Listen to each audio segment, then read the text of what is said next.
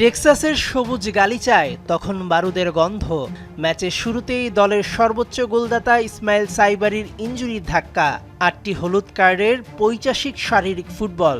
প্রথমার্ধ গোলশূন্য, যেন ঝড়ের আগে নীরবতা। কিন্তু দ্বিতীয়ার্ধেই শুরু হলো অ্যাটলাস লায়ন্সের সেই চিরচেনা গর্জন। ৫০ মিনিটে আশরাফ হাকিমির পাস থেকে যেন জাদুকরি এক তুলির টানে জাল খুঁজে নিলেন আজদিন উনাহি। ১-০তে এগিয়ে গেল মরক্কো। কানাডা ফিরতে চাইল জোনাথন ডেভিডদের পা ধরে, কিন্তু মরক্কোর গোলপোস্টে দেয়াল হয়ে দাঁড়িয়েছিলেন কানাডায় জন্ম নেওয়া ইয়াসিন বুনো।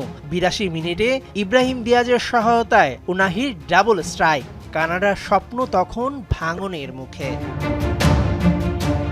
ম্যাচের শেষ মুহূর্তে কানাডার কফিনে শেষ পেরেকটি পুঁতে দেন সুফিয়ান রাহিমি। ৩-০ গোলের মহাকাব্যিক জয়। প্রথম আফ্রিকান দল হিসেবে একাধিকবার বিশ্বকাপের শেষ আটে যাওয়ার নতুন কীর্তি গড়ল মরক্কো।